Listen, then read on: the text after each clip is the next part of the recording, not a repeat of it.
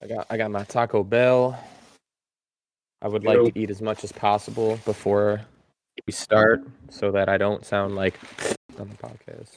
I kind of want to see if I might be able to get some Taco Bell on DoorDash right now. Have it arrive in the middle of the podcast.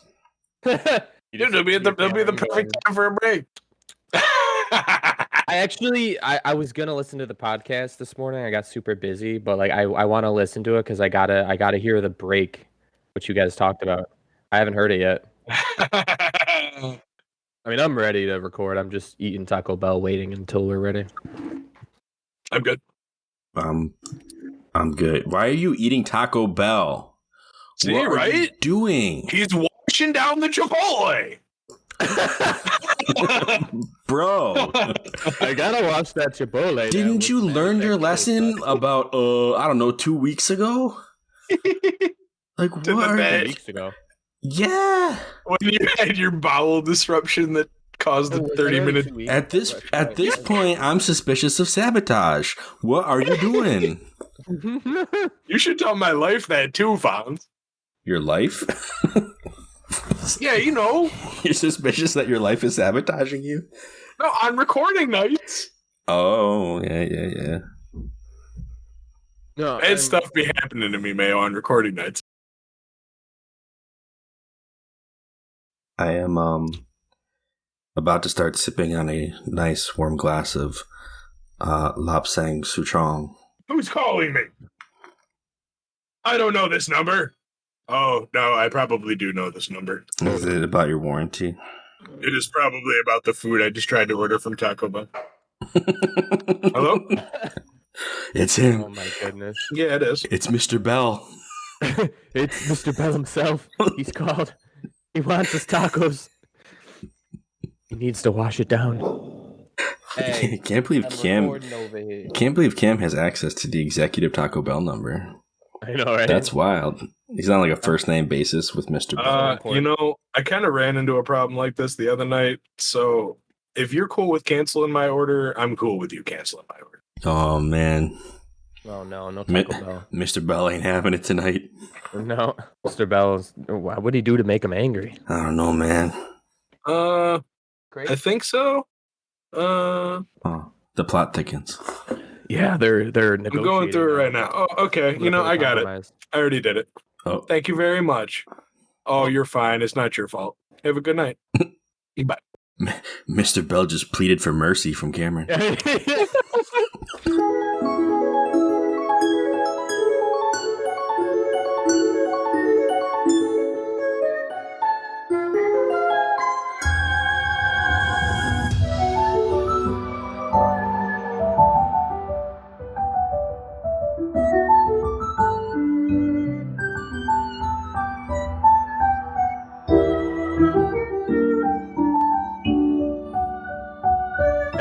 Hello, everybody. This is the A4NB4Y podcast coming in with episode 14.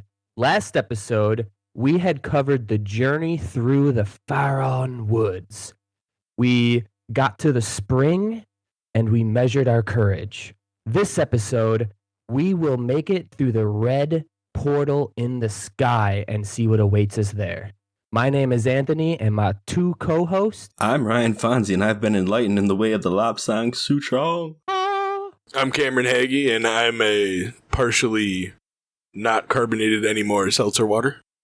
And I'm still Gruce's worst enemy. Let's get this started. Cam's going flat. I'm going flat. Like not all the way, but he's getting there. Pull over and call AAA, my guy. Oh, goodness. We need to get him some carbs. I need that CO2, man. You need them bubbles. Oh, my goodness. Where did we leave off anyway? Oh, I think, you know what? I think we got to the spring, right? We went and had a... We didn't put the tablet. We didn't put the tablet in the thing, you know? No, we didn't. We came back, we did a Gruce update, but that's all we did, so... I mean, that was the most important thing. Should we do the Gruce update now or just save it for the end? No, we got to save it because nothing changed, because we did the Gruce update at the end of last episode, so nothing's going to change until after we're done with this, so we can do another one at the end of this one. Right. This time it'll be a surprise to me. Yeah, it's not a lot, but yeah. That'd be good. So we go back to the big old goddess statue. She takes up the whole section of the island all by herself. And we go underneath that and we put the second chunk of the tablet in. I think it's funny. Every time we get the tablet, Link's like, it feels like it's old and heavy. I'm like, yeah, bro. I mean, it probably is both of those things. Right. Like, you're very observant. It's just like that other piece of tablet we had. So we take this and we put it in, and another beam shoots out, and it makes a big old red pillar, just like the green one we had last time. Yeah, it's pretty good. It's a beacon. It's another way down to the surface. Should lead us to Eldin, according to what Fee told us. And as we start to leave this room, the room where it happened, where all the sword pillars are and all that, we actually run into Rinna, who triggers at this point. I don't know do you guys want to go through this side quest now, since it kind of starts here? We could just mention it, but I think we should save it for the actual episode. Okay, so this is like the major initiation of a side quest that we'll come up to later. We'll discuss it later in another episode. But basically, Rinna has lost her daughter Kukil, who, I mean, has been missing pretty much since episode 1. But you couldn't do anything about it. Like, there was never an opening to actually solve the problem. Like, it didn't matter who you talked to, even if you knew how to do this mission already, like, none of the NPCs would respond to it. Like, you couldn't even do the things you need to find her the way that you do end up finding her. Spoiler. But she asks you specifically for your help, since you are a student of the Knights Academy. And you're supposed to be here to protect us, like keeping them from falling off of Skyloft and things like that. But yeah, so you can agree to this, but you don't actually have to do it all now. You can just, try to find her some other time. And that's what, at least for the sake of recording, that's what we're going to do. I actually pursued this at this point, but I'm going to save it. We're going to save it for another time. Yeah, I mean, you can just shirk off the missing daughter that's been kidnapped by a vile beast monster, and anything could be happening at this very moment. So I also did it as soon as I got it. Yeah. But at this time, I guess we're gonna put that off. And I do agree that we should put that off, because there's a lot that we have to go over during this. Mm-hmm. Does a lot happen? Well, you go to different locations that would take a while to talk about. Okay. This part of the game, I walked away from it being like, wow, there was not nearly as much there as I thought there would be. Like, compared to Pharaon, this is actually pretty tame. Mm-hmm. I mean, not in terms of action. Like, it's actually a really cool action sequence. But that's kind of all it is. Like, in true Zelda second level fashion, like last time, like we in Ocarina, like this would be like our Dodongo's Cavern, right? It's all about the power, baby. It's just, you run in, you blow the place up, and you walk out looking like the Terminator, like that's kind of what this is. Like, Links don't look back at explosions. Yes. Only the cool Links don't anyway. Yes. So we take flight again. I mean, yeah, there's not really a whole lot to do on Skyloft. If you want to update your shield or whatever, go to the store, talk to Beatrice over at the item storage. It's a good practice if you want to get some other side quests done later on. I don't remember who mentions it. Somebody mentions it, and it could be Fee.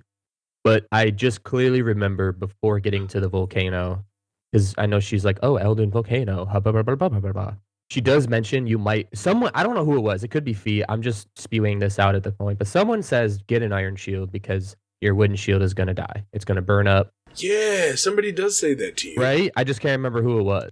But somebody's like, bruh, get yourself some metal shield. It might be Fee. I know that I don't think it was Fee, though. Fee's always talking in absolutes. If you talk to the fortune teller, they'll tell you that too. Oh, okay. Fortune teller will always tell you stuff like that for like. Fee's always mystical, 3 years, 20 million steps beyond what's going to happen or already happened kind of thing. I feel like it was definitely somebody in the moment that was like, yo, your shield gonna get burned. You need to get that upgraded. But I don't remember who it was either. But yeah, and then if you do go and get that shield, I don't think you can even upgrade it once yet. No, because you need to get materials from this next place to upgrade it. I think you need tumbleweed, right? Nah, you need that ore, that Eldin ore. Oh. I don't think we talked about it yet, but now that we do have the slingshot, and I think we may have talked about it. I don't really know. Oh, we did talk about Beetle, didn't we? We talked about him a little bit, just in that he'll drop you out of his ship if you don't buy anything, and that's where you get the bug net. Yeah, I was going to mention that. We should definitely tell everyone, get your bug net before we get down to the volcano. Yeah, for sure. Yeah. Get yourself some ladybugs. And other things. Yeah. You know, have either of you guys like actually slept in Beetle's ship yet? Yes. Slept? Wait, what? Yeah, he's got like a iron bed up front of his ship. Like, you go inside where he is cycling, you go to the direction he's cycling in, and there's a bed there. You can sleep in it. So if you sleep until night, he'll actually land the ship on Beetle's Island, which is like super far north on the map. And he'll be having a little campfire with his beetle. He's got like a little pet, like, I don't remember what he called it. Golden stag or something. Yeah, it's basically it's the super fancy beetle, and he just like is looking at it in his cage and admiring it while he sits by the fire. And he tells you that, you know, you're sleeping pretty heavy, man. Like, I need to see this. Like, I figured I should let you rest. It's actually a really cool scene. It doesn't really accomplish anything for you yet. Like, later, I think there's a goddess cube that like opens a chest, because there was a locked chest when I went. You can also give him the beetles. If you catch any of those beetles, I think he'll Yeah. If you get specific. Yeah, if you get the specific beetle that he's admiring, like he'll reward you for that, because he loves them. They're like super hard to find. A locked chest. This is news to me. I have no idea what the cubes do. Oh yeah, we haven't talked about the goddess cubes yet, have we? No, we haven't, and I have no clue because I haven't played that far yet. What are you talking about? They're a bunch of cubes in Farron. No, I know the cubes. No, I don't know what they do. I'm just hitting them and they go into the sky. They just shoot up into the sky and they're gone, and that's it forever. Okay, so you didn't pay attention to Fee then. Oh, maybe not. I mean, it is Fee. It's like Navi, right? So you do the skyward sword on these cubes, and it shoots a little ball up into the sky. And the next time you go into the sky, the first time you ever do it, that next time you go into the sky, Fee will tell you, "Hey, something's happening," like with your map, and then she shows it to you, and it's like, "Oh, it seems like that cube you hit opened something up." So then it's marked on your overworld map, and you can go fly to these. They're like purple treasure chests that are kind of all over the great sky. And you just go and find the ones that you unlocked and open them up. Like, they all appear on the map once you hit the cube. I am oblivious.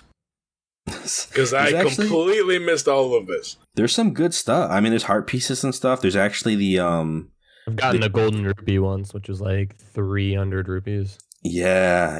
And then there's I got the treasure medallion. That was pretty cool. I haven't gotten that one yet. Yeah, it's actually right by Beetle's Island. I don't remember what cube I hit to get it either. It might have been one of the ones in Eldin, actually. So I wonder if every cube you hit unlocks them in a like numerical order, or if every cube is directly linked to a very specific chest in the sky. Yes, I think it's the second one. So the second. Yes. Oh, that's okay. Yeah. Okay. But one of them gets you the treasure medallion, which just ups the amount of treasures you get for like when you explore and kill things and all that. Which I'm so glad I got as early as I did, because now I'm going to be playing most of the game with it in my adventure pouch. Yeah, that sounds like something I'd want in my adventure pouch. Yeah, it helps you not have to grind so much later on. But I've definitely already bought the pretty great life medallion from Beetle so that I can get one extra heart container. Did you really? One extra heart, yeah. How much does that cost? It's like 800 to 1,000. 800, yeah. That's the expensive one? Beetle is not cheap, man. Bro, you crazy. Yeah, how did you get that much? The most recent one that I got from him was the bug medallion. It definitely was like, it's probably like $1,000 to get that guy. The only thing I've bought from Beetle is the bug net. But this man be playing them Minesweeper games we're gonna get into later. Yeah, there's special methods we can get into. It's pretty great. Teach me your ways when we teach the ways. Right. So you have this heartwarming time with Beetle, and you can just, sleep back till morning. He'll bring you back to Skyloft. It's no big deal. But it's honestly it's one of the things that I feel like really makes sells Beetle to me as a character in the Zelda series, because he's in a couple different games, but it's probably one of the most I want to say intimate settings that they've given him, to just be able to go see what he does in the after hours when he's not trying to sell stuff, and how he's just chilling with you, and was willing to fly you all the way over to this other island and have this conversation, this little heart to heart with Beetle, man. It's so cool. This is a personal introduction to Beetle. This is Beetle. You're not buying anything? Well, get out! And then once you get to his island, he's like, hey, just want to have a little game players? Yeah. I mean, everybody has multiple sides like a dice, but Beetle dropped me out the bottom of his boat, and I was upset. I think it's funny that he does that because you're heavy and you didn't buy anything. But then when you fall asleep on his ship, he's like, "Oh man, I'm heavy." He's like, "You gave me a workout, but it really looked like you needed to sleep." He's just switches into this super considerate person. Is Bruh, just becomes. Do you know how heavy that thing would be that he's propelling? Even one of those big gears inside of that machine would weigh more than Link. He is full of anything that you want to imagine when he says that you are too heavy. He's just being upset and hurt and throwing a tantrum that you didn't give him money that you don't have. And I was hurt by him doing that because I just simply didn't have the money at that time and would have come back and still did because it's a video game, but in real life, maybe not, because he dropped me out of the bottom of his boat. Mm-hmm. Well, I'm sorry that happened to you. I think you just need to ball harder with your Get the thicker skin and a bigger wallet. So we head to Eldin. Yeah, let's get out of here. Forget you, Beetle. Yeah, so we go out and we fly over to our next location. We go out to Eldin. We ride our unnamed Crimson Loftwing. You guys ever notice that there's no name for the Crimson Loftwing? What's up with that? Yeah, for an animal that you care about and that's an extension of your soul, just calling it the color of bird that it is a little really? I named mine El Roja. It should be Linkus. Or Linkleton. It's everyone in Skyloft is one half of a pair. You are Link, the hero, and the red one. Okay, great. I mean, it was such a remarkable event that they recalled it in the game that he just soared off as soon as he met his bird and it doesn't get a name. It should have a name. It should have a name. I mean, it can't be Epona, right? I mean, that would be a little on the nose. We should give ours a name. Mine will be Bingus. Bingus? I feel like you didn't think too hard about that one. Maybe you should reconsider. That's a fair point.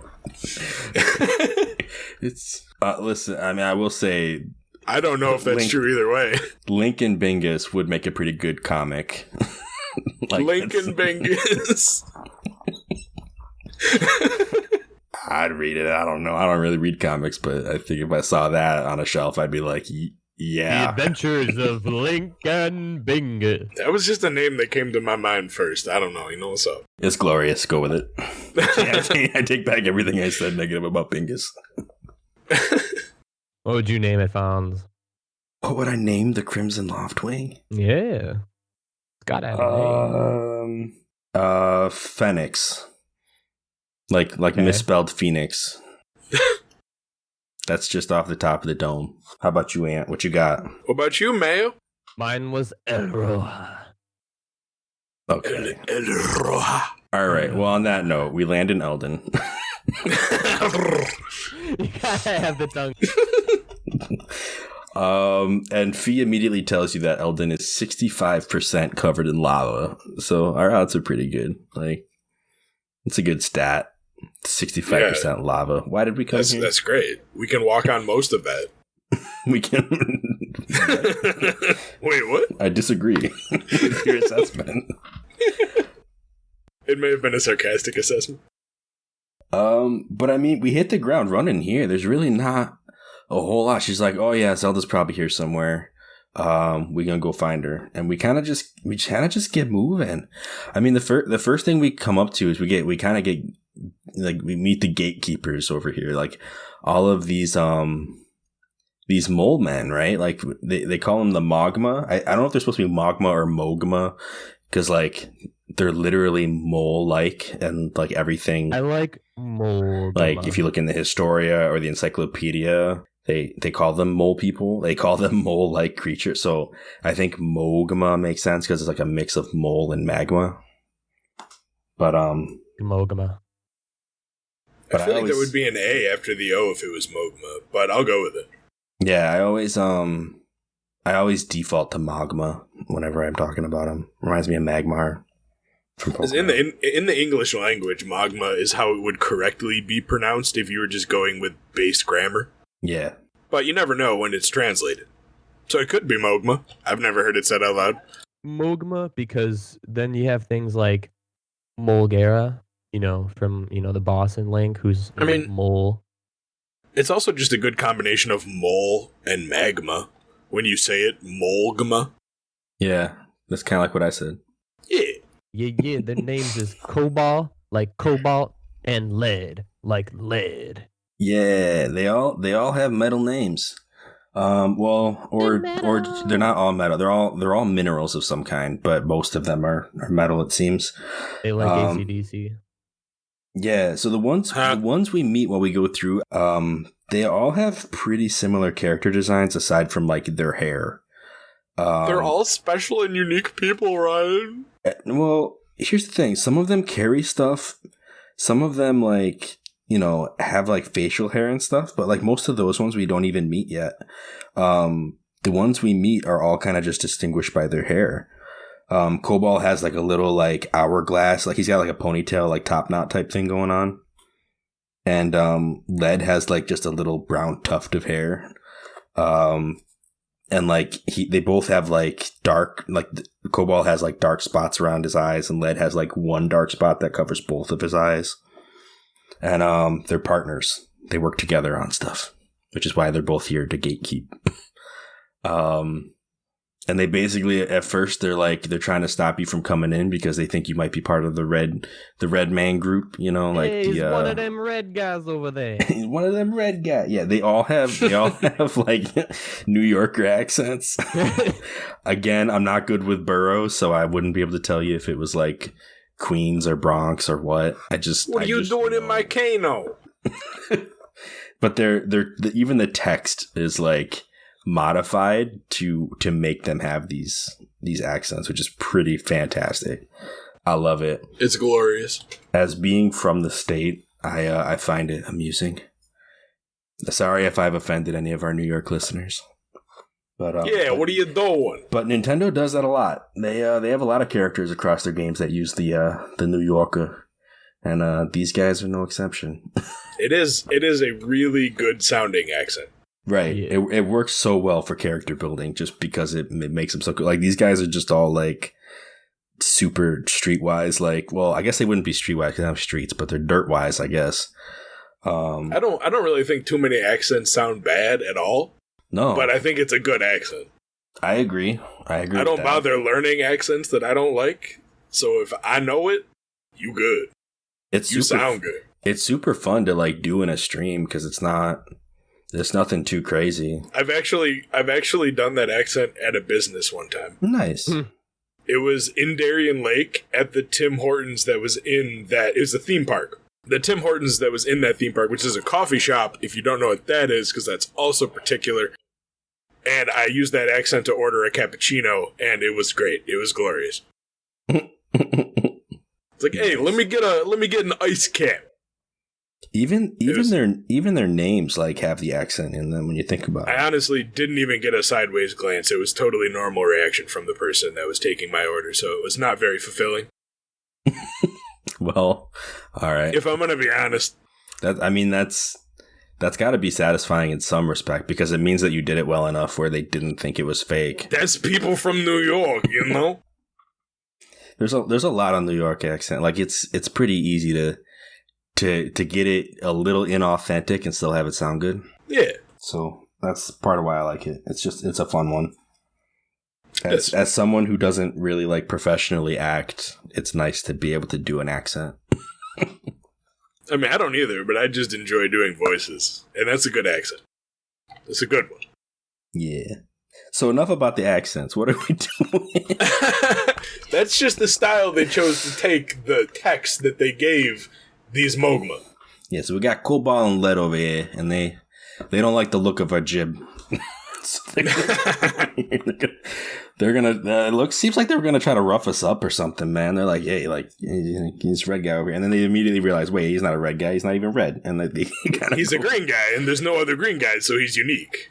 Yeah, so they basically, I think they even apologized to you at this point. They're like, oh, sorry, we thought you were somebody else, you know. And I think they mentioned that, you know, some other people came by with like weird looking clothes and stuff like that, and they kind of dig themselves away because all the Mogma are like half in and out of the dirt for the most part. Yeah, you never see the legs. There's one guy. He's my favorite guy in the whole area. Where you do see the legs, and it's very funny because you can actually talk to him about it too. But yeah, these ones you never see the legs. Who is talking about? Yeah, he's the best, man. So yeah, like I said, like there's not a whole lot for me to talk about. Like there's some cool set pieces in this area. Like one of the first ones you come across, I think you meet this guy named Quartz. So, you know, quartz crystal, quartz. But it's with a K. It's with a K.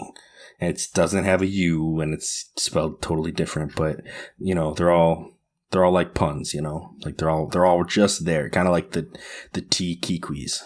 There's only one of them I couldn't figure out the mineral name for. Yeah, there's one that actually, his name isn't actually a mineral. So it might have been Okay. That. Okay. It's probably the one I'm talking about then. Yeah.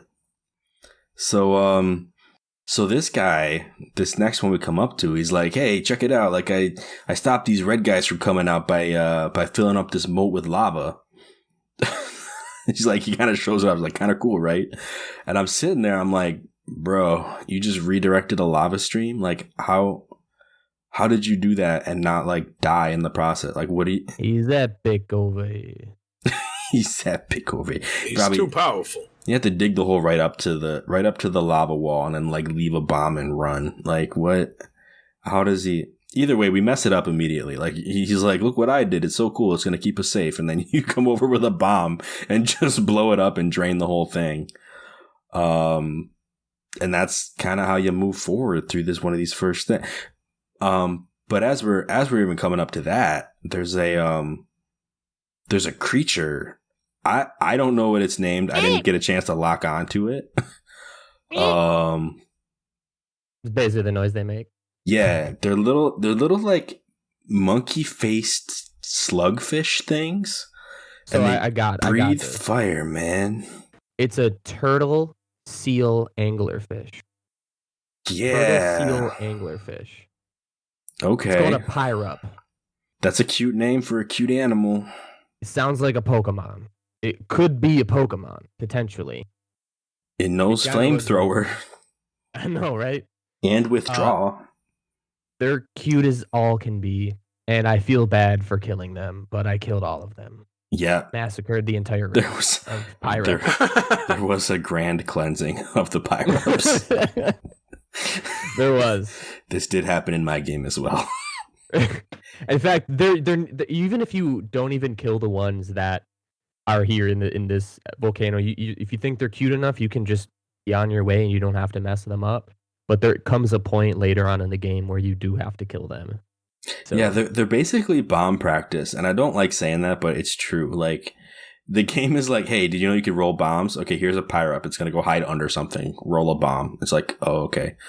It's like, hey, these ones are hiding inside of shells, and you have to like land a bomb in the top. There's a hole in the top of the shell, and so it's like, all right, you know, I'll just score some buckets then. And basically, it's just the whole thing is bomb training, man. But these poor pyrups, man. I think my favorite thing about them is like especially the first one you come up to, like it gives him a mini cutscene of him like getting caught in the act of like just being in the open. Like this pirate is doing nothing wrong, but you walk up and it's like, and it looks at you with like this terrified look, and then it runs away under a hole, and it's like, I know what you about to do to me, man.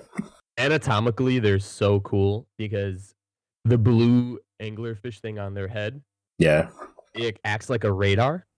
So when you get close to it, that's how it's like, oh, there's a person here, and then it runs away, and then it's got the shell. So, and then it's a seal, so it can probably presumably swim in lava as well. And it also has flamethrowers. So honestly, like anatomically, these things have every means to be a predator, but they're just so darn cute, and I feel like I can't see them being a predator. I mean, their shells are literally have like 4-foot spikes on them. Yeah, It's crazy. They're so cool. And also, right by him, we also run into a different choo-choo. The red choo-choo. Oh, yeah. It looks like lava, but it don't feel like lava. It feels like a regular choo-choo. Yeah, until it grabs you, and then it sets you on fire and burns your shield. Oh, my shield. It can't do that. You didn't switch your shield out? I'm not saying I didn't switch my shield. I'm just saying if someone didn't switch their shield out, it's going to burn that stuff. You guys caught me. I give up. My hands up. I went there and I was like, I remember in Ocarina of Time, I didn't even get hit by a single fire keys. I didn't need to switch my shield at all. I'll be fine. This time, I was not so fine. Yeah, and it was actually the fire that one of these things spit at me that broke my shield and made me go back to Skyloft to buy the other shield. Oh, the flight of shame. Hanging my head in shame. The flight of shame. The flight of shame. I was wrong. I needed the iron shield. You got to get the iron shield. This game isn't from the 90s. Man, it requires you to do motion controls and stuff, man. Well, maybe you're not yours, but still. Well, it's not required, but I still do it. Yeah, they start you with 6 hearts for a reason. They knew this game was harder than normal. Yeah. It's true. So yeah. So I mean, we basically make our way through a bunch of different like mini rooms and puzzles that all involve like bokoblins and these little pyre-ups and mini plateaus, chews and fire keys, many plateaus indeed. There's a cool like one of the first things you come up to is this really cool tunnel where you can just like use your sailcloth in different directions and try to land on different platforms. Like you can get like a goddess cube over here. There's you're talking about like where you're on the metal grate and then like you can jump down to the lower area. Yeah. It's like one of those games where you try to land the coin on one of the little like platforms, What's annoying about that though is when you jump down, it puts you into a cutscene. It goes black and then it loads you in falling, and it's like, really? Can I just fall, please? Yeah, it becomes like a diving game. Yeah, and then you have to climb back up, but the first time going through it, you don't have the air stream going up. So you have to go through it without, getting everything. Yeah, once you get the airstream, you can just keep jumping up and going back down and doing it over and over. And then it's nice to just go back and clear it out. Like it wasn't super hard. It was just I thought it was a cool setup. But yeah, I mean, I followed the map to where I thought I needed to go. I didn't use the beacon system because I don't ever use the beacon system. Same. But a couple cool things. There was a what's it called? I mean, where you get the digging mitts. You get them from Taito, which I think is supposed to be titanium. I think. Taigo. Oh no, you're right, Taito. Yeah. We met Mirko somewhere in there. Who's Mercury, but don't remember what Mirko's point was. Yeah, I think he just talked to you about something. Oh. Seems kind of lame. Oh no, he mentions that a funny dressed dude walked past you. He's like, yeah, this dude, he was kind of funny looking. He kind of reminded me of you, guy. And you're just like, oh, thanks, because that's a dig on Link. But I can't help but think it's probably Girahim, or it could potentially be someone else. I'm not really sure. Yeah, I don't think this is the time where you get asked that either, so it's just kind of a hint that you're doing the right thing. I mean, as if the game wasn't clear enough that this, it's never going to make you completely waste your time. It's always like, oh, this is the way we need to go. And then all the side characters are like, hey, you're heading the way you need to go. Thanks. Thanks, random NPC. By the way, great direction you're heading. Hey, you know that person you're looking for might be ahead. Just saying. Could be getting close. This is all fantastic information. I'm glad I have all of you here. But yeah, eventually we do run into, we get in the mines, I guess, and we run into Taito, who you kind of sneak up on. I guess he gets scared and he's like, I thought you were one of those red guys. By the way, there's a bunch of them up ahead and they're all over the place here. Can you go deal with them, take care of them, So you agree, and you go and you have a big showdown with a bunch of red bokoblins. There's a leader up on a platform somewhere, so you kind of gotta climb your way around and get to him because he'll just keep summoning more red bokoblins. It's the red guys. Yeah, the ones with the war horns. I mean, how could they even think you was one of them red guys when you obviously a green guy?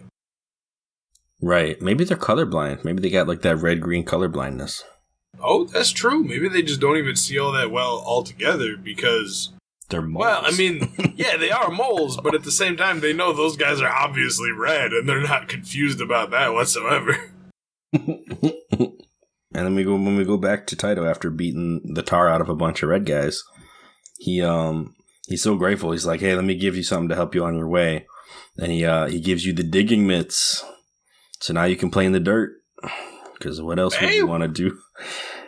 So he's like, yeah, you could dig stuff up with them. You can even I don't even know if it tells you about the airways, but some of the holes you dig up and then it shoots air out of the ground because there's a bunch of I don't know, pressurized pockets of gas in this volcano.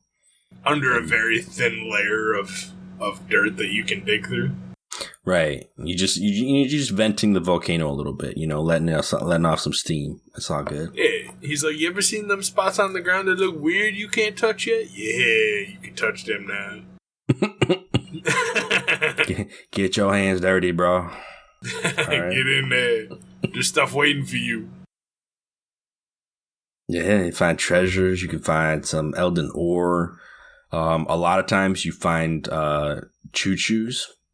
And the game just trolls you that way. It's true. But you can get all kinds of stuff. You can get a lot more good than bad usually, but sometimes you dig I think there was at least one spot, right? I was able to dig in it 5 times and got absolutely nothing. And I was like, really? Really, game? I don't think I've ever had a spot like that, and because of that, I think it's slightly RNG. And the only spot I've had that was terrible was all empty except for one regular rupee. Yeah. So, yeah, no, it's all good. Find some good stuff, find some bad stuff, but either way, we can kind of. That's how we continue. Yeah, that's how we continue. So, there's a couple other cool setups. I think pretty soon we get to, I say Zank, right? I think that might be the last of the Mogma that we run into. I got nothing on their names. Yeah. So Zank, he's like, whoa, now there's a green one. One of your people just came charging through here dressed in all black. That a friend of yours? And then he points out this this kind of, it's, I want to say it's just a big canyon or something. He's like, see that up ahead? So we call it drop dead end. But this character danced right over it. He's like, seriously, jumping over a gap like that, my jaw hit the dirt, which is hilarious because his jaw is always in the dirt. He's a mole, he's whatever. So basically he points the way ahead, and we have to I don't even remember what the puzzle is to get across it. You're talking about the bridge where we meet a certain somebody. This person, you get across the bridge, the person helps you across the bridge. Oh, the shadow character. Because we have to get across that big bridge first. Yeah. Sorry. Yeah. So Zank tells you that there's a drop dead end. And like, he's like, this person just danced right across it and all that. And when you get up to it, I think I remember this because I remember thinking like, oh, I got to solve some kind of puzzle. Like, what do I got to do? I see like all this infrastructure here, and you walk up to it, and the bridge just extends for you, and this random character just appears on top of like an archway. And it's like, you, the goddess's chosen hero, Zelda is ahead, hurry. And then she disappears. But she just gives you a bridge. So you don't actually have to figure anything out. You just continue on your way. Like, the dead end doesn't actually mean anything. So they put in Zank just to build this up for like almost no return whatsoever, except like new character just drops on the scene and disappears like mysteriously and as quickly as they arrived. Yeah. Mysterious. May or may not have white hair and red eyes. Oh, jeez. Also dressed in all black. Recurring character. So we might get the idea that this is at least a Sheikah character, which would explain why she just comes out of nowhere and kind of disappears right after. But we are able to start running up this first sand hill, where we have to fight off against some tricky bokoblins who have rocks to throw at us. And up at the top of the hill, I think we find the first bokoblin like outpost. This one is the one where we actually make our own bridge using the tower. But basically we have to fight a bunch of bokoblins that are like in tents and stuff like that. And then there's actually where we find the path to Thrill Digger as well, which is one of the best mini games that I think is in this game. There's a secret hole in the wall. Wait, what? I didn't find this. Explain now, immediately. You didn't find this? No. I didn't find this. I don't know. Oh my goodness. What happened? All right. So after you, it's nice to do after you clear this little village of bokoblins out. Basically, you wreck their house, all 5 of them. Then you take a bomb over in between like 2 of the houses, like up on the cliffside, and there's a bomb wall over there, and you blow it up. You go inside the cave, and we run into one of the most unique Mogma that there are. His name is Tubert. He is not named after a mineral. He is named after tubers, as in like, potatoes and parsnips and yams and whatever. Like basically like root vegetables, So Tubert is the only Mogma that shows you his paws. He has his 2 front claws, and then he has 2 rear paws. He sits up on his tail. And he is the most chill dude ever. He when I do voice acting for him, like I always try to make him sound super zen. Like he's just like, "Welcome to Thrill Digger. Like I'm here to, help you get wealthy." Like he's super, because that's how he is. He's got like these little like full moon glasses on, like, he's super calm even though he runs the Thrill Digger minigame. Which is basically Rupee Minesweeper. Also, Cameron, you share the same stash, my guy. Oh, do we? Yes, he does. He's the same. He has a handlebar mustache, huh? Like and myself. It twists up. It's itty bitty, but it's there. I wish I would have found this guy. Yeah, he is. He appears to be the only one that's like a naked mole rat. Like he's kind of more pink than the other ones as well.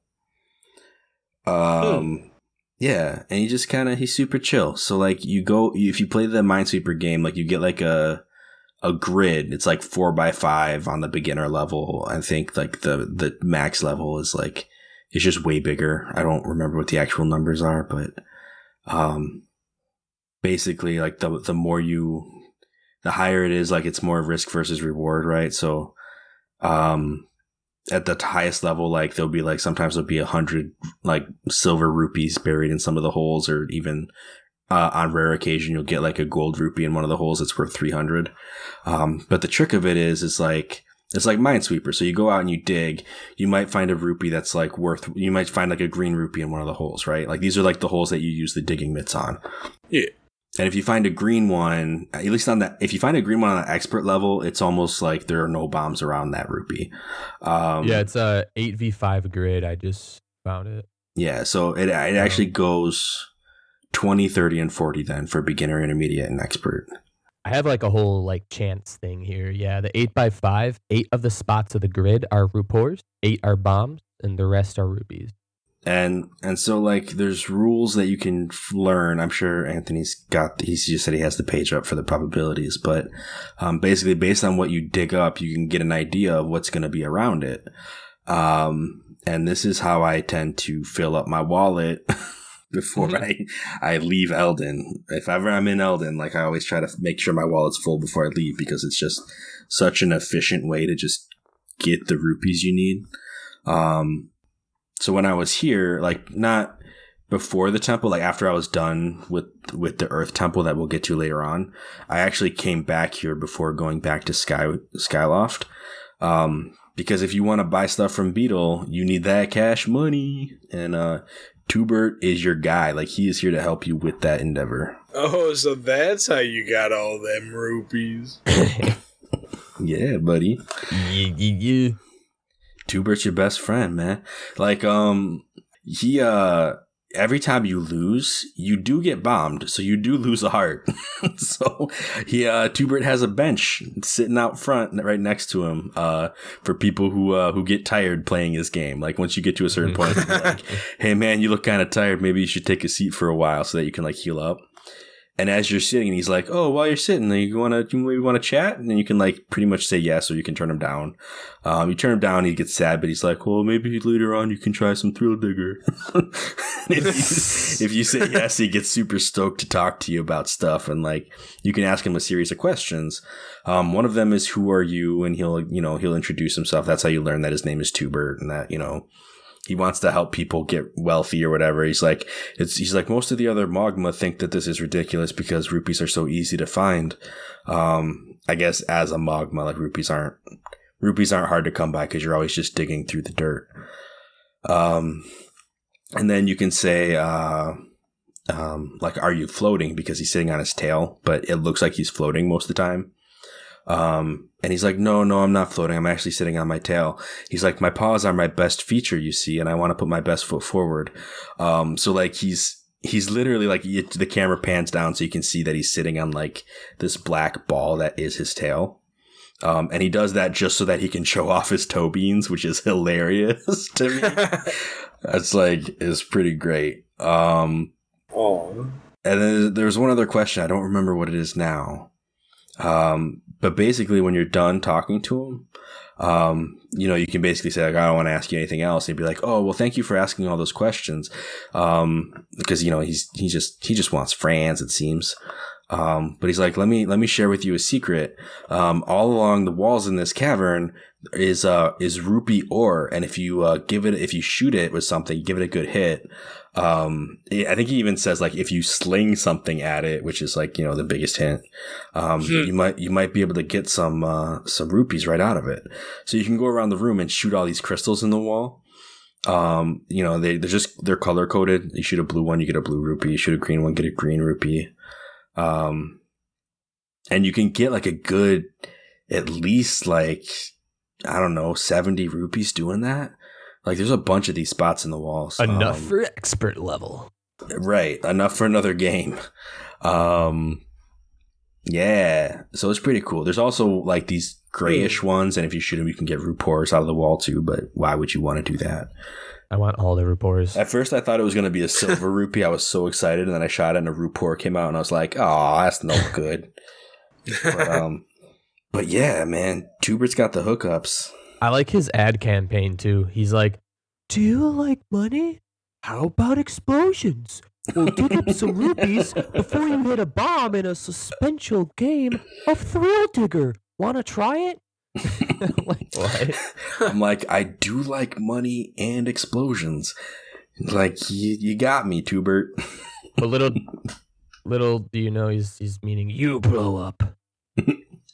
Yeah, right. But he's got a bench. Like, he's there for you, man. He knows what you need to get back on track. Yeah, he knows Link falls asleep. This game is just for Link and only Link. And honestly, okay, so like this, I'm not gonna lie, I think this is my favorite part of this whole area. Like, pretty great. There are some cool things in this area, like going up and down the big sand hills and fighting all the bokoblins. Like, that's a really cool moment. Like, I feel like that's always fun to do. You kind of feel like an action hero, which, you know, an action RPG should make you feel like an action hero every once in a while, and those ones do. There's like actually like a sand slide at a certain part of this game, like in this area, and that's really fun as well. But man, that Thrill Digger, man, I'm addicted to it. I wish I had like a Thrill Digger mobile game on my phone that I could just, you know, just chill. Let's email Nintendo. Right? Something that can like would be able to like connect to the game later on. Just play some Thrill Digger and then come home and like deposit my rupees and just, you know. That's something they would do today. That'd be so good. That'd be so choice. That'd be the next amiibo. It'd be Thrill Digger amiibo. Thrill Digger. Straight up Tubert sitting on his tail on the little platform, you know. It'd be great. Oh goodness. So yeah. So we can continue on our way. I mean, we basically bust up a bridge, climb some walls, and then we have another sand hill to climb. It's almost like identical to the last one, but when we fight our best friends, the Fire Keys too. Yeah. Yeah. The bestest of friends. Love them.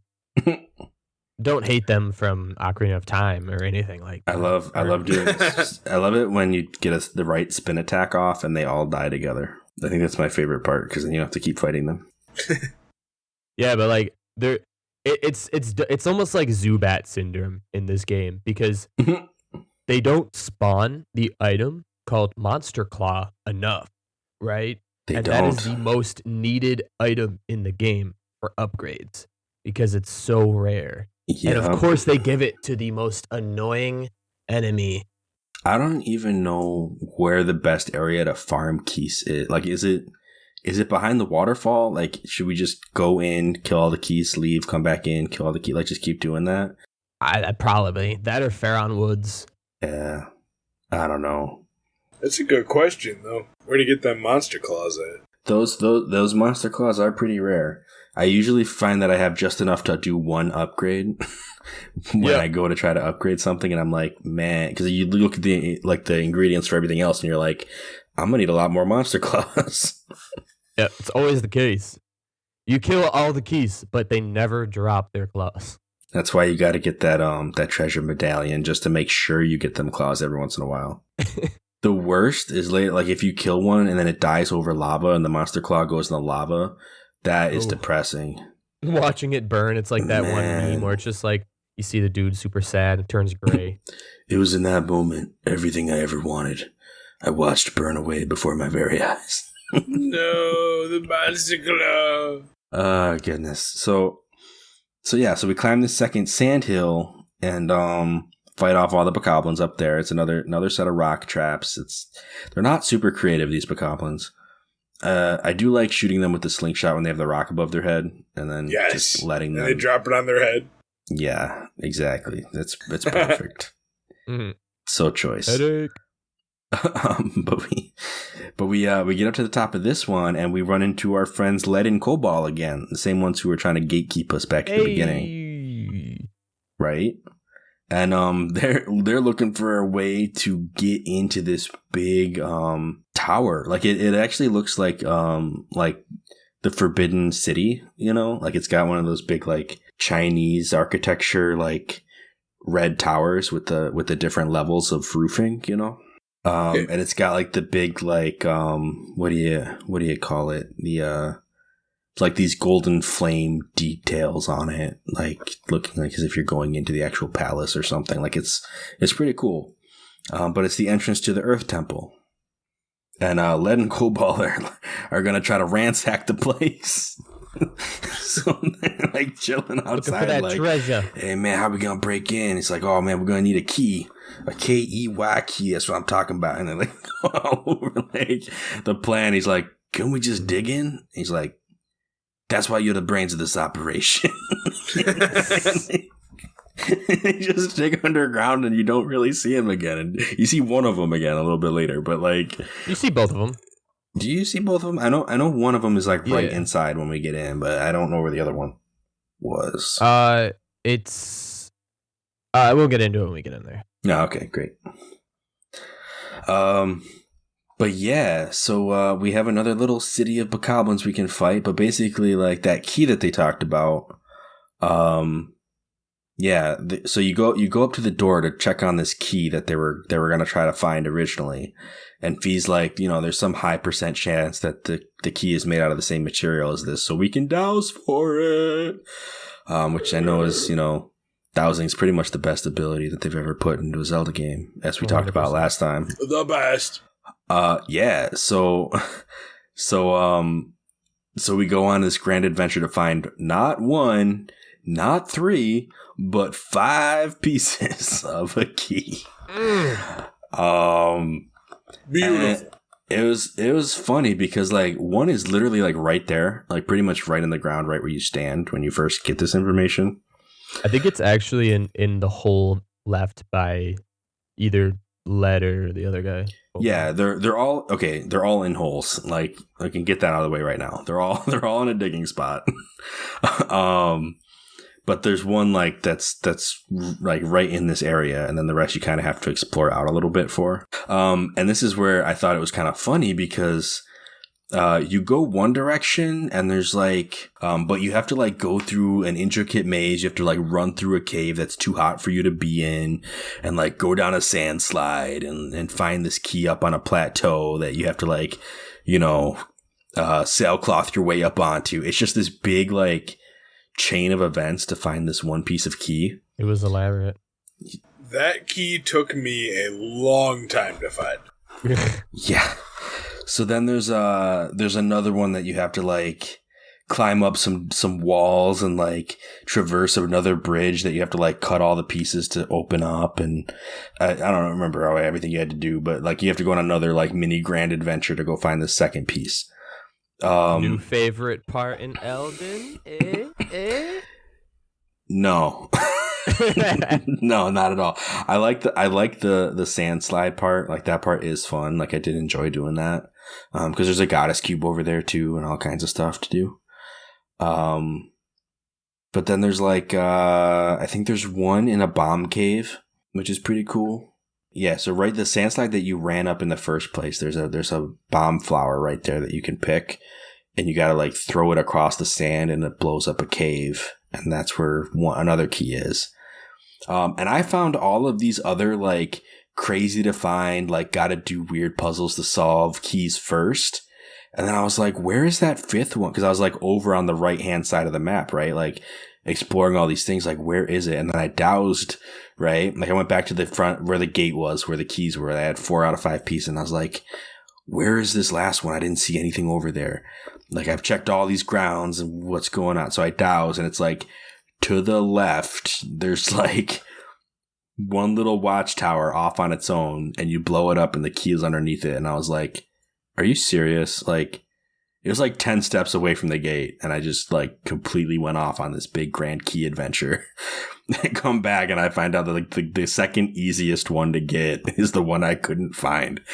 Man, it was just ironic that I like the difference in the level of like effort they make you go through for each of these keys. Yeah. It gets more and more. I think it was supposed to anyway get more and more complicated as you went. And instead, I just went for like the adventure once, and then came back and was like, all right, I gotta find these Mickey Mouse keys. It was so simple. Easy ones. So simple. Yeah, right? So, we get this key, and this isn't the key that you guys were complaining about last time. Like, that's a boss door key once we get inside, right? So This key we just put in, it just automatically opens itself up, and, it looks like a little sunbeam thing. Bada bing, bada boom. Here's the thing, guys. Like, the symbology of this temple, I got nothing. Like, there's not a real solid, aside from dragons, maybe.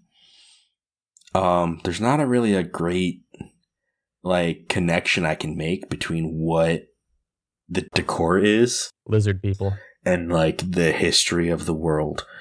I'll tell you what the decor is. Lava's hot. I love how when Link gets the door opens and Link tries to step down and just a heat wave of hot air just blasts him in the face and he's like, ugh! And then he starts to walk down the stairs. Yeah, it's like, oh, that heat. He's like, and now I make my descent. It's like, yeah, it was like, wait, what? Yeah, I'm like, yo, if this was Ocarina, you need to go get that red tunic. Like, what are you doing? Yeah. You he can't like just opens the door. Ah! He's like, now I'm used to the heat. It's like a day at the spa, you know. It's like when you open the oven door after cooking some chicken or cookies and just like, whoa, okay. Some chicken or cookies. Either one. One of them joints you cook at 350, you know. You know, the reason I said that is because I just had cooked those Baker's Pillsbury Baker's dozen of the pumpkin sugar cookies that are like little discs and some chicken earlier today. So you know. That sounds delicious. Cooking man. Doing oven things. Is a chicken nugget just a cookie made out of chicken? Yeah. All right, I like cool. this analogy. I like this. Let's run with it. Wait, what? How do you figure that? A chicken nugget is a chicken center with like breading around it, and a cookie is the same consistency all the way through, just baked. But you bake them both. You bake them both. And it's a smaller piece. You can make them into a disc, like cookies, chicken cookies. I guess you can't cut them out like cookies. You start off by making your chicken batter, and then you form it. Chicken batter. You got to get the breading together, you know. Use bread, right? Yeah, you bake that joint. You got to get that artificial chicken in there. That tofu. Got to put some oils and some seasonings on. Mm-hmm. It's like bacon, man, just with chicken. It's like coconut coating, except it's breading. It's just a fancy cookie made of chicken. Get a 10-piece chicken cookie meal now. Oh, that'd be gross. Can you imagine? 10-piece chicken cookie meal. Come on, man. Can I get that Baker's dozen though? 13. We can do that. Oh my god. Can you imagine like Link like feels the heat of the door when he opens to the Earth Temple, right? He's like, whoa, that heat wave. Hold on. Maybe if I go up the Skyloft, get some chicken, I can cook it in this temple. Get some chicken, get some cuckoo. That's why there's no more cuckoos. They cooked them in the Earth Temple. Oh my goodness. Have you ever looked around like any of the kitchens in Skyloft? No. Not really. Because they have like big haunches of meat that are just like wrapped up in like kind of like that webbing that you see like ham wrapped up in.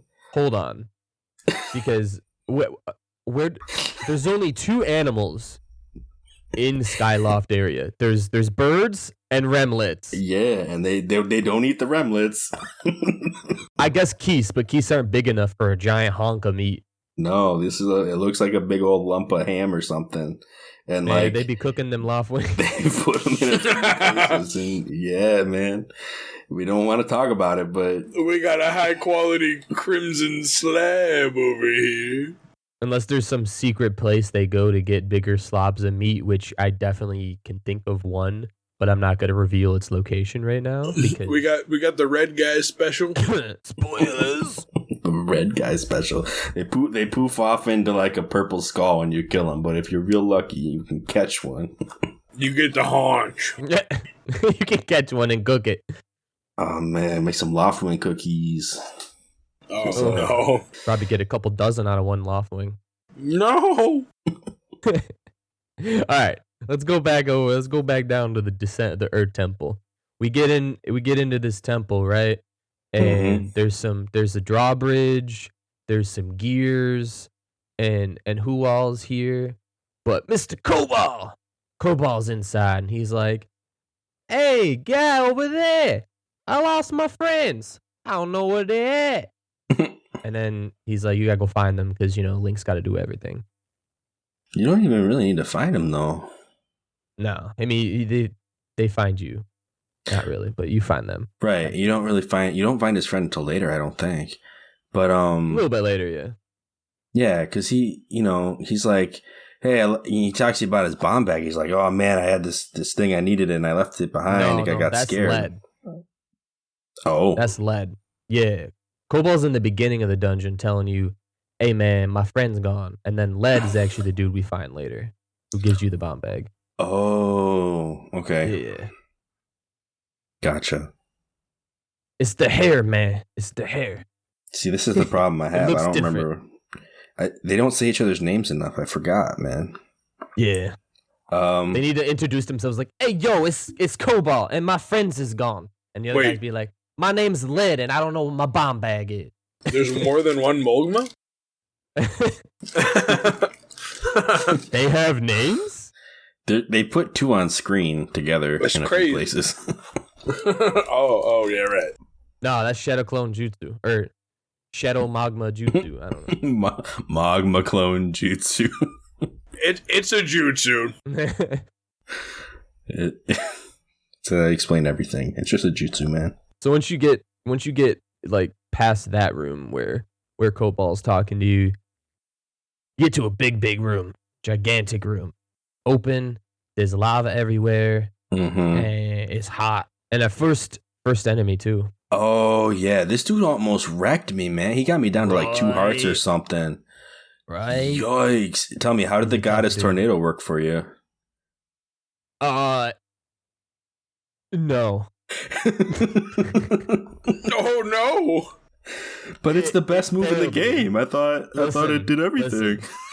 For enemies who actually know how to block and are very good with their block, it does not work. But Coblins don't count because they suck. Oh my goodness. Lizalfos, the angles, man. The strategy that saved my life here, because it took me a second to figure it out. Because, like, this dude was just, like, wiping the floor with me. He's like, oh, you thought you could come into the kitchen, huh? Well, how about the heat, though? I'm bringing it. There's a smoke in these hands, man. You're going to catch it. And it's like, he just wrecked me with that stupid thing. Because, like, Fee was like, oh, you're going to come up to a new enemy. I'll give you what information I can. And then I came up and, like, did the Fee thing. And she's like, oh, yeah, it's a Lizalfos. You knew that, though, already, didn't you? Yeah, he's going to whoop you now. And then he did. And, it wasn't good. But the strategy that saved my life was to swing at him until he did his block, and then just swing however was convenient at the time, which was usually the wrong one. And then what he'll do he'll react to that by countering and like just try to like hit you with his huge mega fist. And when he does that, I would shield parry him and then get all my free hits. There you go. So like I would basically just like force out his attack and then shield parry it and just give it right back to him after that. But this dude like almost killed me before I figured out how to do that. So I didn't bring a shield with me to the Earth Dungeon because I brought potions instead. Like I brought the energy potion, and the mushroom potion, and so I didn't have room for the shield.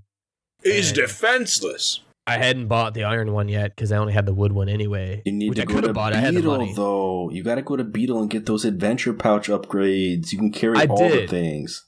I did after the fact, but I went through this with just the potions, and he was wrecking my life. And then what I ended up doing was just doing a backflip when he did the tail thing, and then I would do a jump strike forward, and it usually worked. But then on the second one that you have to fight, I just was like, I'm not doing this. And I poured some mushroom powder on him, and he was like, oh God, I'm stunned. And then I just went to town on him. Defeated him in one goddess tornado. Oh, that mushroom powder coming in big. It's clutch. You need to get some mushroom. You need to have 5 mushroom powders on you every dungeon because it's amazing.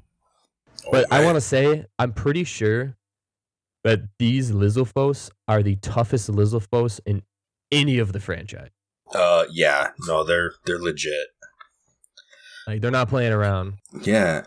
So when we get into this room after we kill this Lizalfos, though, one of the first puzzles we come up to is this big like broken down statue that's got bomb flowers on it, just chilling in the lava. And I didn't actually take any like a good look at it before I destroyed it. Do you guys remember what it actually was? Because All I remember is getting the eyeball out of it and using it to traverse the area. I can see if I can find it. So it looks like it has 2 eyes. One of the eyes is the object we need from it, and then there's like a smaller eye to the left of it. Okay. And the bigger eye ends up being a ball that we can mess with later. Huh. Like here, I'll put up a picture of it so you guys can see. It looks like a tiki statue, right? Like it's weird. Like it's weird the top of a tiki statue, but it has the big flaring nostrils of like a Chinese dragon. Yeah, I put it up in chat. It's all I could find. Yeah, I don't. It's got like a nose type thing. It's got like teeth on the bottom, and then, It's like a mixture of a Chinese dragon and a Japanese oni. Oh, I found a better image of it actually from the HD version here. Let me put that up. It's way clearer. All right. Way clearer. Thank you, HD remake. Yeah. Looks like it's almost got like horns coming off the top of the head. That's the one you I was can looking see, at. Like, look right behind it in that picture. You see the monkey statue that's still up? Yeah. Yeah, it's like one of Definitely it. Yeah. Okay. They worshipped Monkey King. Well, it's like they're like, I think they're supposed to be like guardians. I don't remember what they're actually called. But somebody online pointed it out at one point. Almost looks like they're supposed to have a crown on their head too. Yeah, and this one's clearly kind of destroyed. But yeah, we blow that thing up and we get the big eyeball out of it, and we can use that to circus dog our way around this area. And there's these big lava frogs that try to spit fire at us while we do it, and that's really annoying. Magma spumes. Yeah. The best part about the magma spume is the satisfying croak it makes when you squish it with the big ball. They gotta it sounds so sad. It's like, It's such a nuisance. Yeah, it is. They like to spit fire, man. It's messed up. It's just a big old round frog. Kind of looks like a pollywag, right? And it's just like, but like red instead of blue, and doesn't have a swirl. It's just like when you're not near it, its eyes are poking out of the lava. When you get closer, it like looks up and then, just like jumps up a little bit like an octorok and spits a ball of flame. Really annoying. But yeah, so I like to go to the left first, because there's not a big old path that you need to follow to do the thing. Like you can just kind of go hit the switch that you need to hit and come back. Yeah, without doing a whole walkthrough of all of this, you can take that ball the other way and meet up with, which one is it? Cobalt? Lead. Who ends up giving you the bomb bag, but you have to go earn it. So like you can crawl through a little hole to get to these bombs that are like hidden in a cage, basically. You take those and you roll one back out and blow up the bomb wall. And I think this is where we get like the actual mini boss fight, right?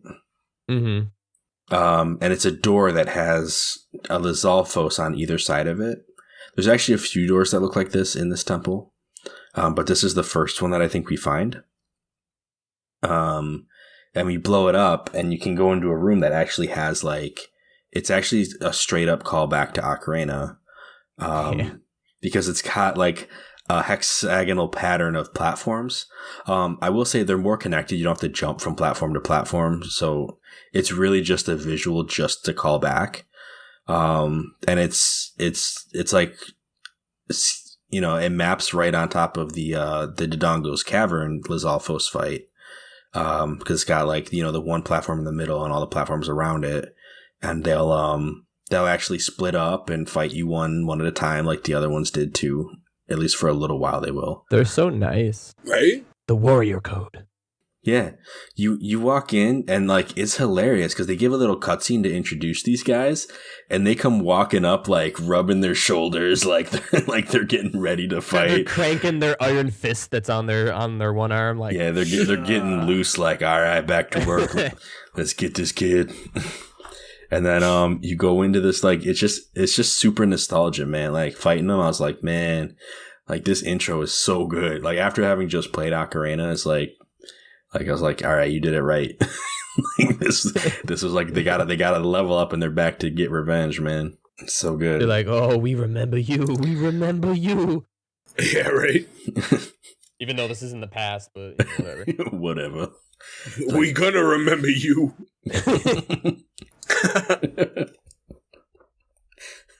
Okay. So we beat him and we get the bomb bag. And it's empty, which is the most disappointing thing. But you walk back out to Led, who it belongs to, right? And I think V even like suggests that you ask him if you can borrow it. So you do. You go back and you ask him to borrow. He's like, "What? You want to borrow? Come on, man!" Like, it's like I guess if you are trying to find your friend, I can understand that. But tell you what, I'm not gonna let you borrow it. I'm gonna give it to you, and like he just lets you keep it. He tries, he wishes you the best of luck, and he's like, oh, and then when you try to leave, he's like, oh, wait, I forgot something. Bag's probably pretty empty. Here, let me give you this. And he puts 5 bombs in it for you, which is just a long form way of just giving you a bomb bag with bomb. Like, I don't know, because you still need to fill the other 5 up. So, like, I crawled back through that hole where we originally got the bomb to go get it, and I just filled it up before continuing. Same. Yeah. It's so weird because it's like the first game that you don't need to buy bombs or salvage the land for them. You could just, oh, look, a bomb flower. And fill your bomb bag up. Right, which makes sense because that's where bombs canonically come from in Zelda. Like, you'd think that thered be a process to just, pocket the bomb, but I don't know. But not until now has it been figured out. Right. Link never figured it out before. Apparently they lost the art because this is in the past, so apparently they just lost the art of collecting bombs. Yeah. Like the Gorons are the only ones that are now have the technique unlock or something. I don't know. Yeah, there's some special technique to putting out the fuse on them that's just been lost. Right. Yeah. And you don't see Link do it. Like he picks up the bomb and then just shoves it in his pocket, and that's the end of the story. Like, that's the secret. Just don't care.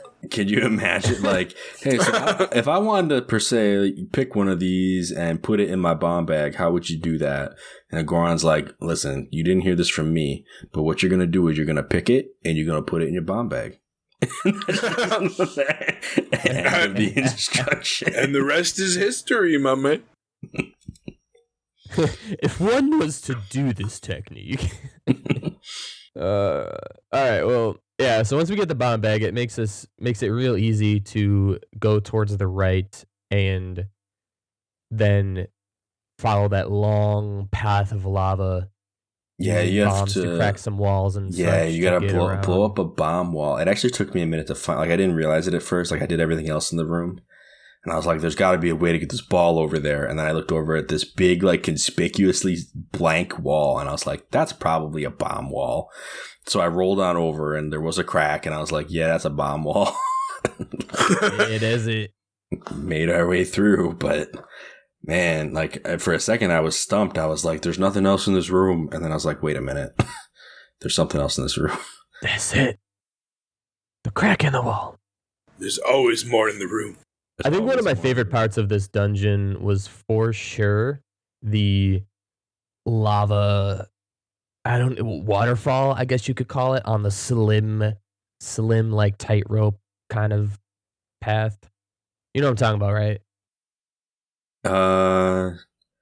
I remember the tightrope path. Yeah. Yeah, it's like a small path of lava that's just flowing from both sides. And it's you like have to slowly make your way across it. It's like a weird molten aurora borealis that has no business being there. But I didn't even know how to explain it. It's just there. It's just a thing, and you got to do it, and it was fun. Yeah. No, it was good. So I think I'm done talking about this room. If you guys are, we can probably move on. Yeah, you get to the middle, and then you go back up. You go through the door and get to another place. With dragon statues. Dragon statues. Yeah. Is this the place like right before the boss room? Like, isn't this? Yeah. We're in boss key territory, right? We be in boss key territory. Yeah, this was hilarious. Indiana Jones territory. Yeah, it's absolutely is what it is. It's like exactly what it is. I walked into this room, saw a big ramp with stamina fruit, and like the thing at the top that I needed, right? I was like, oh man, something's going to come rolling down at me. I have to dodge it and do something. I'm like, here, let me run. Because like we just got through Oh, we missed the spot where there's like a bunch of ramps with falling boulders. Before we get to Bosky territory. I hated that part, and I think I trained my brain to forget about it. But yeah, that was a thing. Yeah. So basically, you run up a hill, and a bunch of boulders fall at you, and you got to dodge them, and dodge to the left into a little cove, and come back out and run up the rest of the way. Still has an Indiana Jones feel to it. Yeah, still does. So then we get to this other room, and it's got the ramp with the stamina fruits. And I was like, oh man, here we go. Some more fallen rocks or some other trap. I'm going to have to time it perfect. It's going to be great. So like I did this like big epic sprint up the hill and nothing happened. And I was like, wait a minute. Something's supposed to happen. What's I was like, thing? Maybe it's on the way back down. So like, I remember when we get up here, because we get the key, right? Like it's in a chest, like the boss key. It's in a chest, yeah. Yeah, so we grab that joint. And it gives us a little view of it. It's a little dragon key. And so then you start running down, and suddenly, like, the dragon mouth that's up at the top here opens up its mouth and drops a rock on you. Well, not on you, but, like, to chase you. And the game turns into Indiana Jones, but also, like, Crash Bandicoot. Because... the camera angle. Yeah, you're running towards the camera as this ball chases you down the hill, but there's, like, no obstacles. So it's just a really easy run down the hill. And like, yeah, you run down, you don't even have to do much dodging, because eventually the ball just kind of like ramps itself past you and it goes into the other dragon's mouth. There's a dragon statue that's like spitting a waterfall in front of the boss door, and it just like plugs it up for you. So yeah, then we see a familiar face. Well, we see a door, right? A boss key door. These dang doors, man. Okay. Killing me every time we get to these. This one was even harder. You guys played this up like it was the worst. Like I came up to this because after last episode, you guys were talking about this key, and I was like, oh, this one's supposed to be harder. And like, I looked at the dragon for a while it was like spinning and showing me what it was, and I was like, oh, okay, so the tail sticks out farther than the head, so that's got to stick up in the little spot that juts off the square, because I looked at the boss key thing before I got the key. So I was like, all right, so that's what I got to do, and then I came over and like, you know, I had to like grab it a few times and rotate it, and then it matched, and like it didn't match quite right, and I was like, it's glowing though, so I should just press A, and I did, and it worked, and I was like, that wasn't that bad. I mean, it only took me like 30, 40 seconds, but like... You're like pre-evaluating that stuff? I didn't even care until I saw the golden upon like the space I had to enter it upon. And then I was like, oh boy, time to start grabbing this thing and twisting it. It's just annoying the whole time you're doing it, man. It's like, I don't want to be doing it. And then you're like, oh, that looks really good. Oh, wait, no, that part's not right. Yeah, it's like a centimeter off, and you're like, but everything else lines up. Why doesn't this side? Yup. I went through that like 3 times, and then I finally was like, wait, no, this one looks right. And I hit it, and I was like, it was right. Woo. You guys.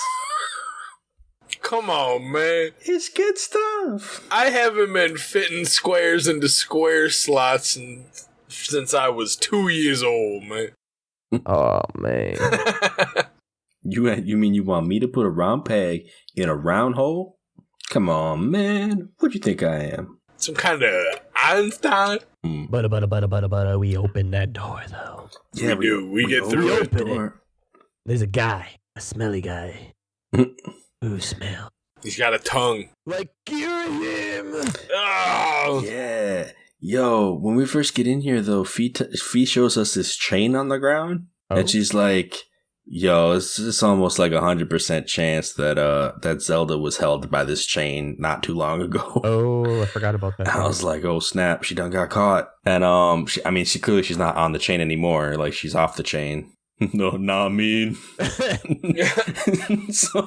chain hang low, does it drop all to the floor? Nah. Okay, so the other thing that happens is this big ball comes rolling into the room with us that we just like fed the dragon, and there's a big old dragon skeleton overhead that it like rolls its way through. It's pretty ominous. Kind of seems like there actually was a dragon at some point. It died, and then they decided to use it as a ball conveyor. I don't know what that's about, but it's real gruesome. It's terrible. Yeah, it's kind of morose. The people in the future never did this to King Dodongo. Poor dragon. He deserves to rest in peace. They stuck the skeleton of the dragon into a facsimile of a new dragon. Like, it's this big dragon statue face. And they're just like, oh yeah, let's put the dragon's spine in there. Just to like... Give him a new body.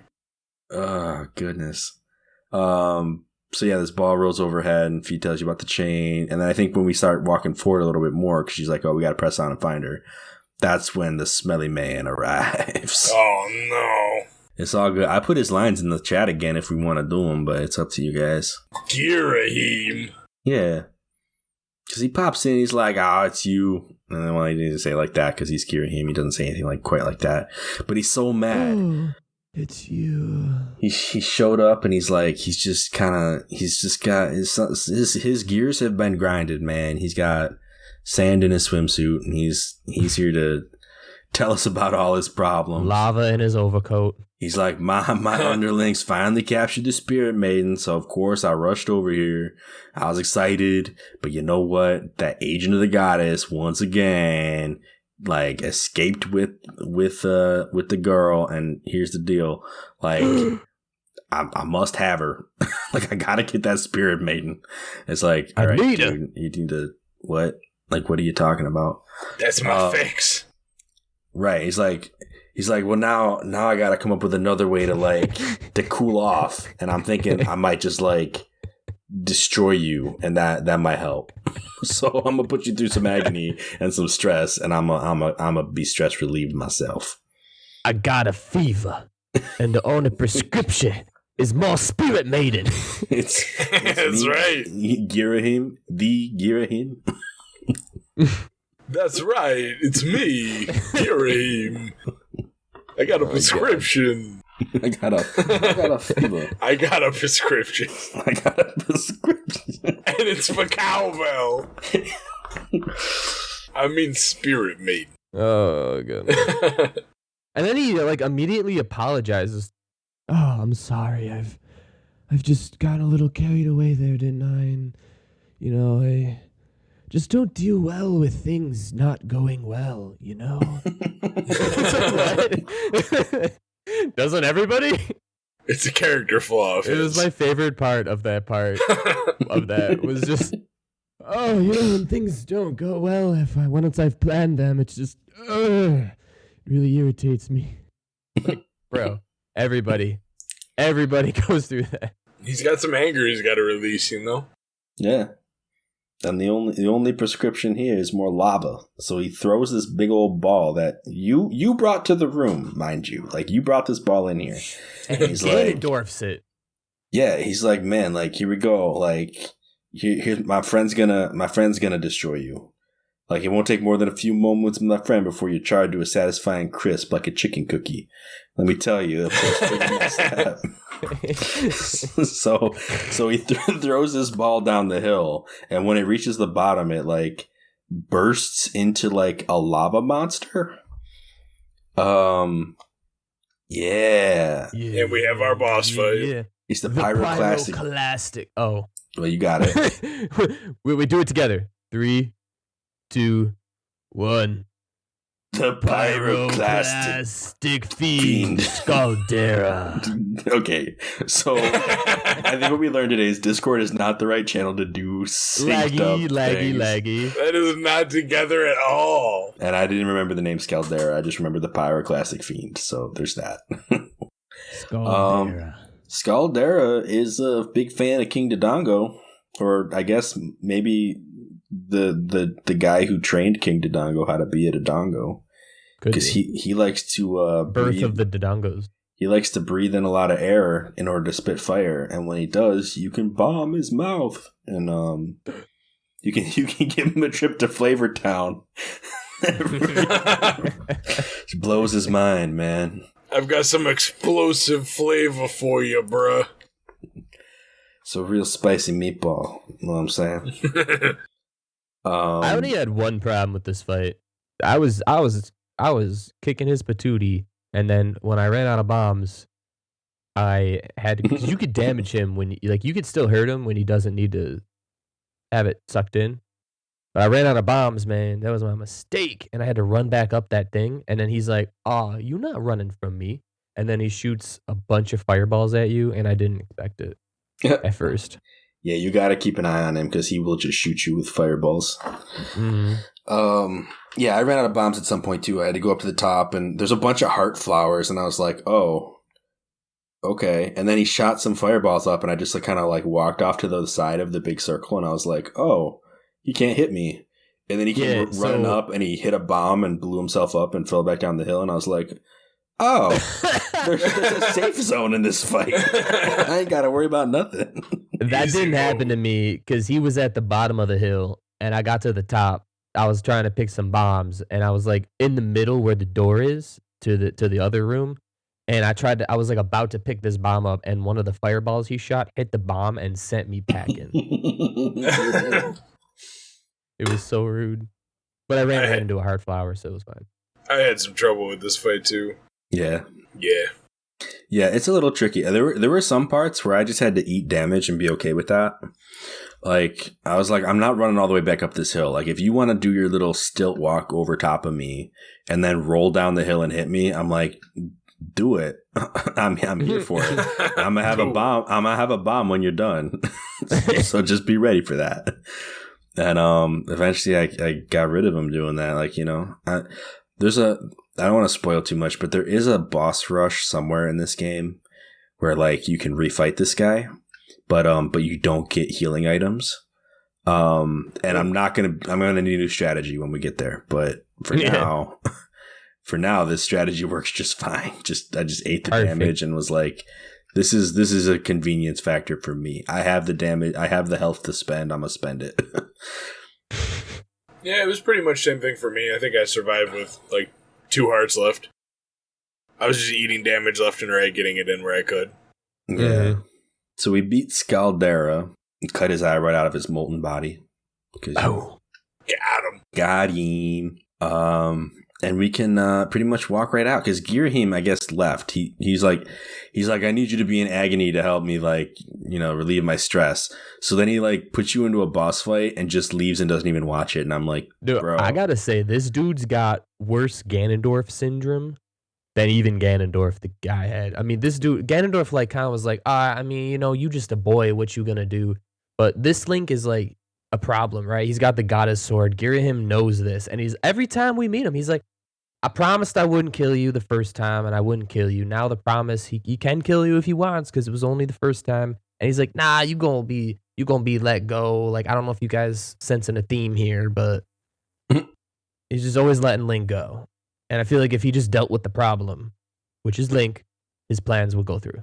You're talking about that Hisoka nonsense where Girahim's just trying to let Link get stronger for the real fight. Is that what you're saying? By Ganondorf syndrome? I don't even think he's doing that. I just don't. Ganondorf did underestimate Link a little bit, but I think Ganondorf was kind of he was letting Link run around like we talked about. He was letting it happen. Girahim, I just don't think he's even thinking Link can accomplish anything. Ganondorf knew Link could accomplish things. He was letting him accomplish things. He was well aware of the fact that Link was tough. Girahim's just literally man, this kid be doing things. I don't know why, because he's just a kid. He ain't tough. He ain't got no... Yeah, to Girahim, Link is just a plaything. He doesn't think of Link literally at all he's capable whatsoever. He's like, you're somebody that's here? I'm going to take my frustration out on you. Yeah, I agree with that. I remember when we did the Forest Temple before is when you had that thought of Ganondorf was in a way wanting Link to be stronger, and I didn't agree with that, but I thought you were kind of going back to that again. So that's what I was asking about Hisoka and all that. But yeah, I totally agree that that Girahim, if you notice, he's real angry about the goddess's attendant. This dude. Yeah, not you though. Yeah, no, not you at all. He's He's like, you guys aren't good. Like, you got a sword, but otherwise you're not good at any of this. Like, I don't need to worry about you. But that attendant, though, let me tell you about my problems. Yeah, that attendant. Like, let me list them out. Number 1, that attendant. If it wasn't for you and your stinking attendant. 3, the spirit maidens attendant. Oh, man. Calls her a goddess-serving dog. Man, you need to calm down. I think in terms of, like, insults in comparison from this world to our world, that's pretty much probably calling someone a bad word. Like, goddess-serving dog, that's just, like, I feel that in my heart. That hurts, man. Man. You goddess-serving piece of Skyward Sword. Let me tell you what's gonna go on right now. Stupid attendant. So yeah, I mean, so now that we've beaten them, though, well, not him, we've beaten his little servant ball of lava. We can go into another spring, and don't forget the hot container. Yeah, get the heart container. It's here. It's for you. Get that health. You earned it. You're gonna need it. It's a secret to everybody. Enjoy it. It's gonna fill up your health. But yeah, we can walk out into another spring, like the goddess door up at the top of this hill opens up now that the evil on your side of it has been vanquished. So you can go through, and immediately, like, we see Zelda with this attendant. And she sees you and she's like, Link, and she tries to come see you, and then the attendant throws her arm out and is like, nah, we're not doing that. It's like, remember, you got a mission, you know. There's a giant, like, spiritual golden light that's blasting into the sky as well right now.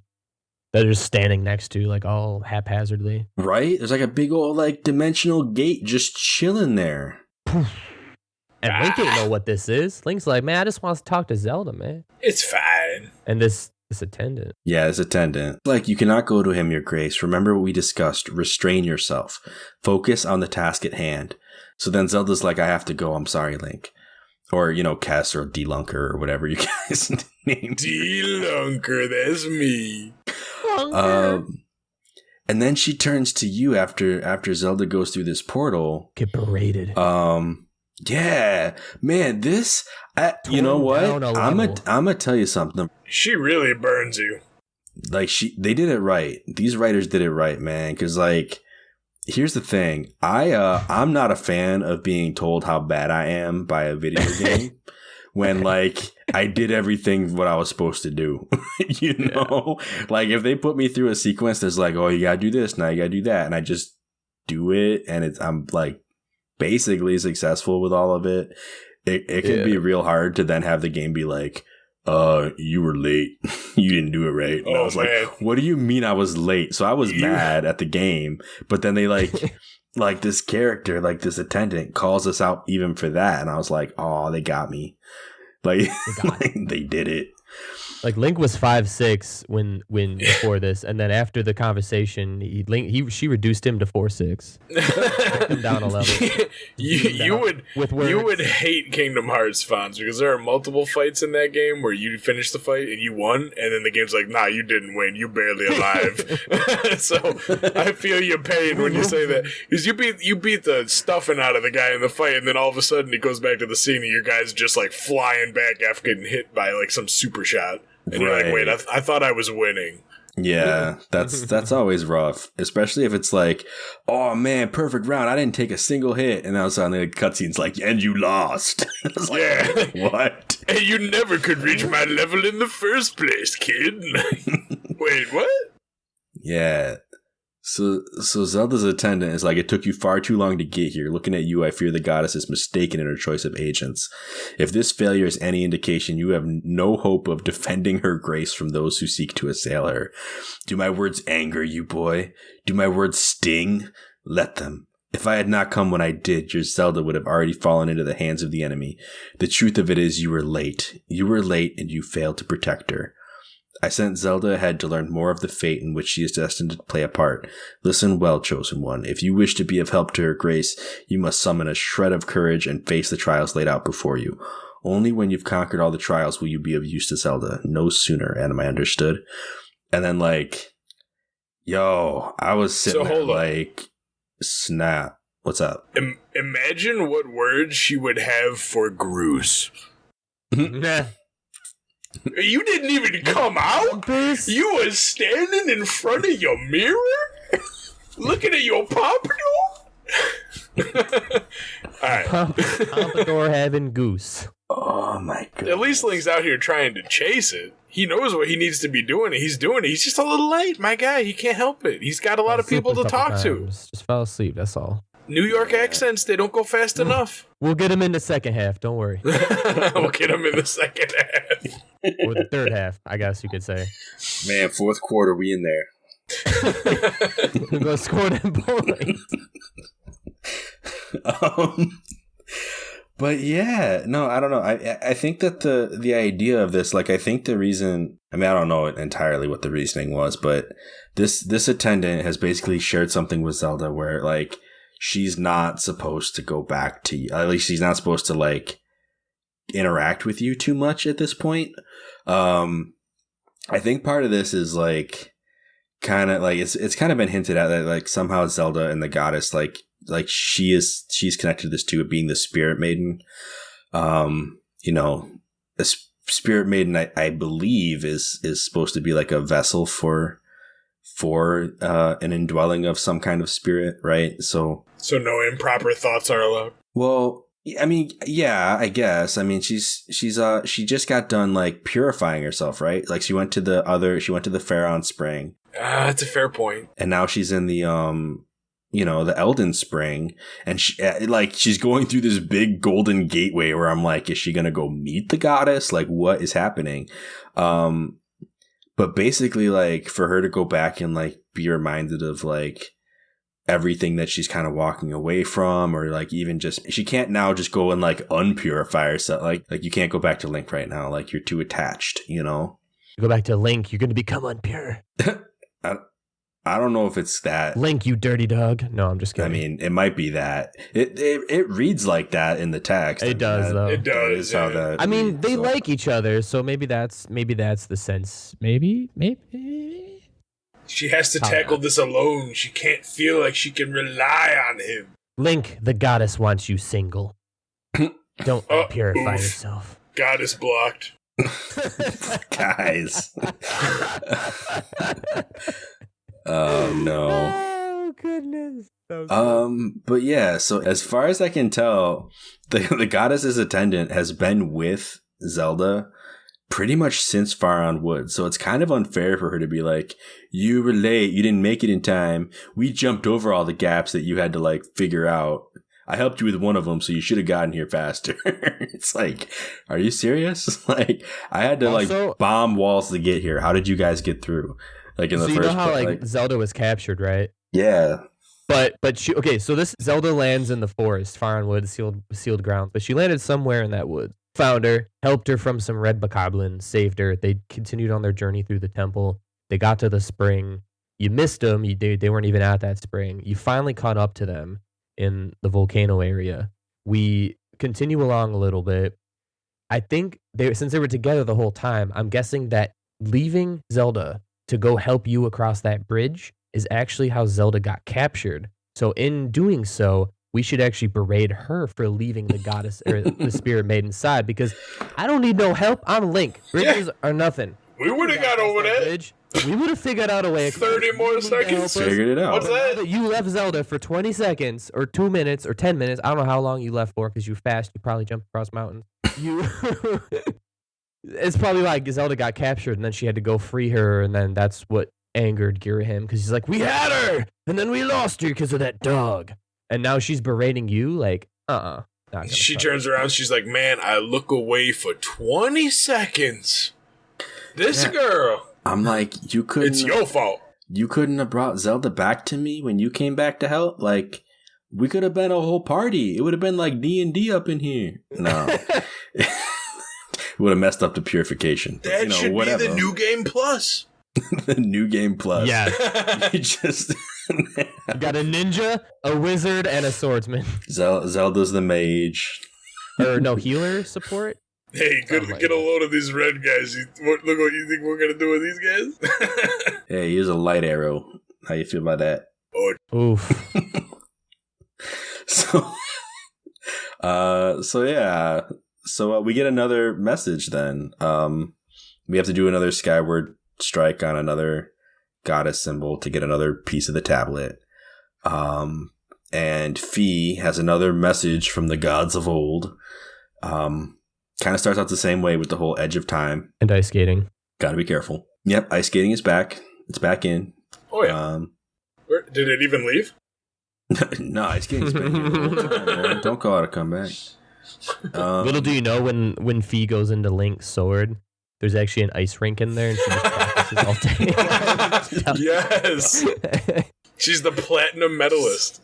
It's the pocket ice skating dimension, you know. That crystal just be one giant miniature ice rink. Welcome to the rink realm.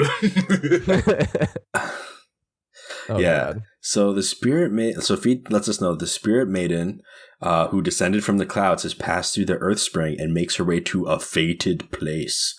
And they never tell you. I don't think they ever tell you what that place is.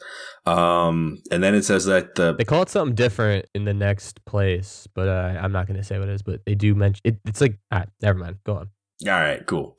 So the parched desert Lanayru, that's where we're going to go next. And he says that is where the chosen will pass through the gate of time into a distant world.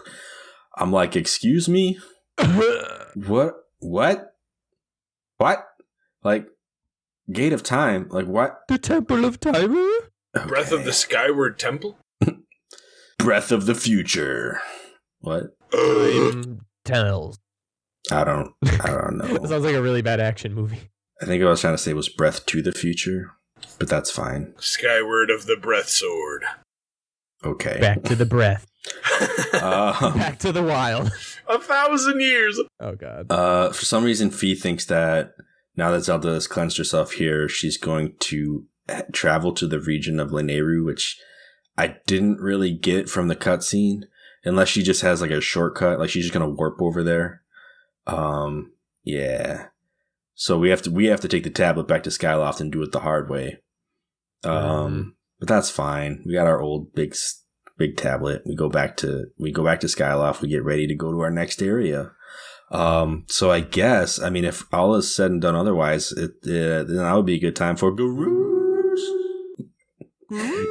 Time for that Groose update. Update.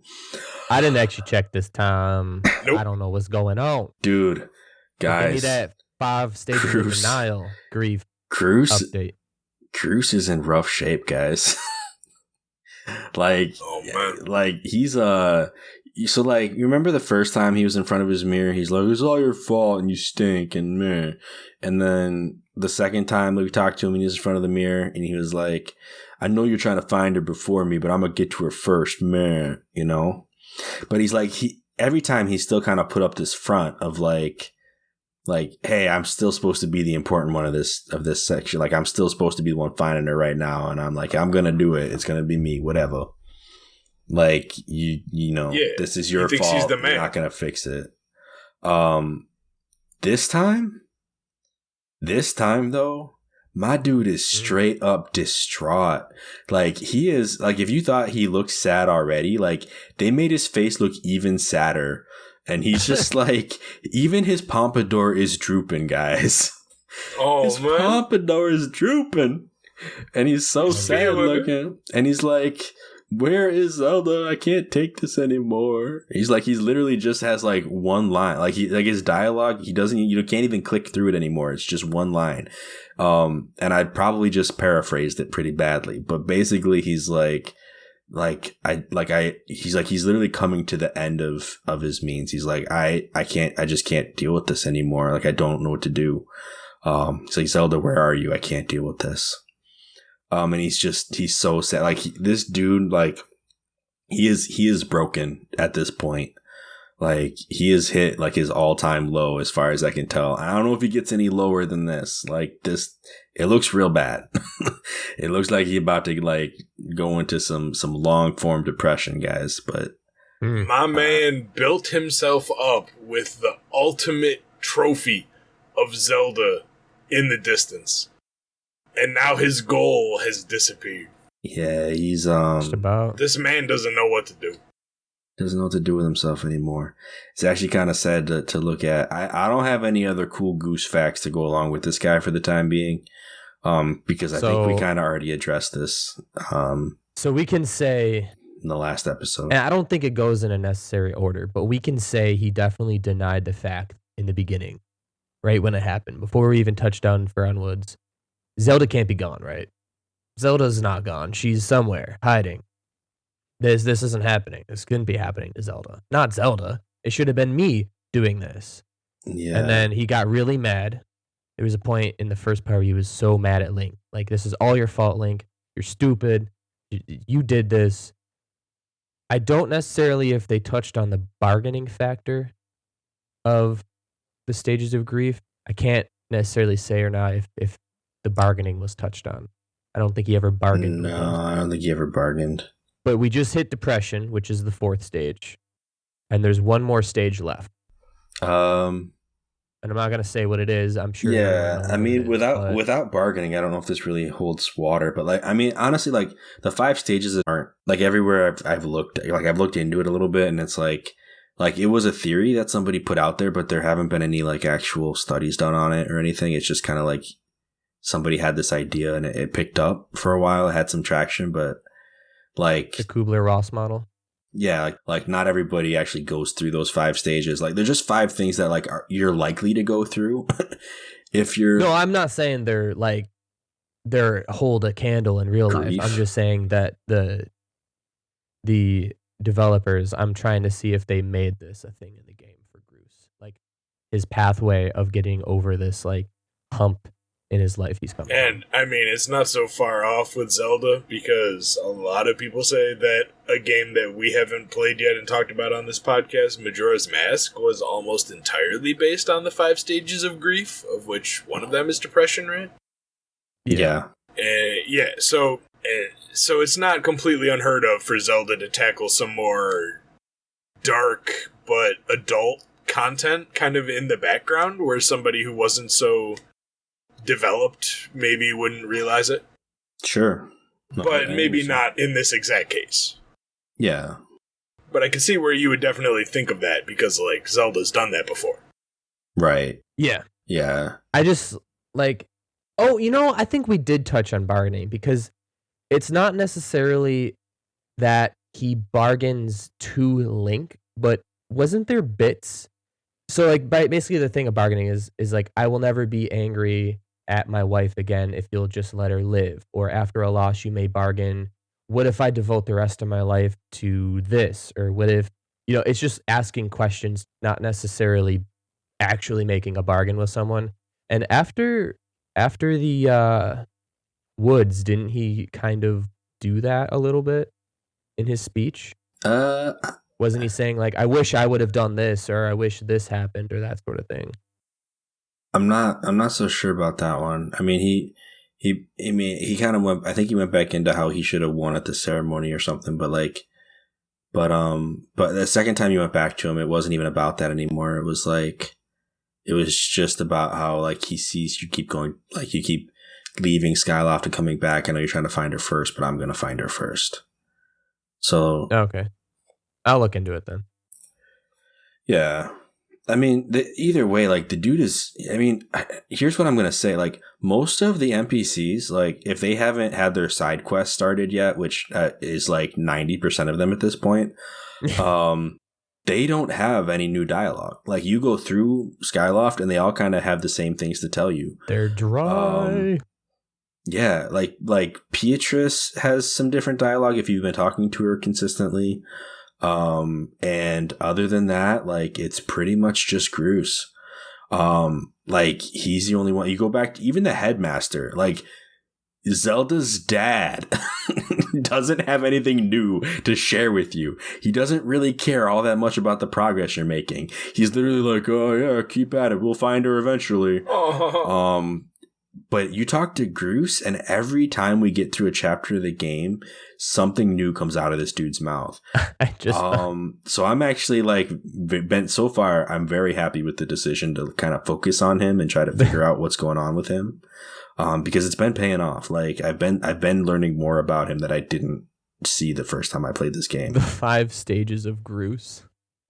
Stop. And thank you for tuning in this time to your Groose update. Yay! So yeah, a Groose date. So yeah, I guess we'll leave it there then, folks. I mean, if you guys are good, we can call it a podcast, right? Yeah. Yeah. All right, cool. So yeah, I hope you all enjoyed listening. You can catch us next time. I mean, you catch us on our social media. Send us some listener mail if you feel so inclined. We would super appreciate it. Yeah, you can find us at A4NB4Y, or at our email at A4NB4Y@gmail.com.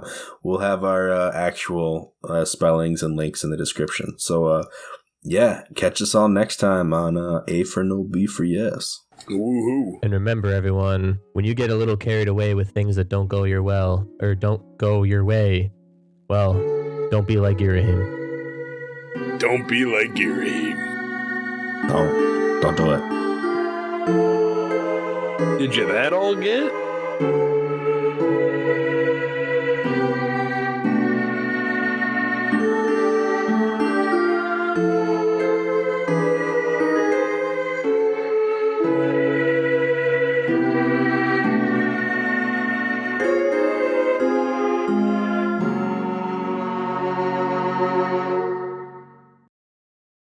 There once was a pony, short and tall, and he was a cute pony.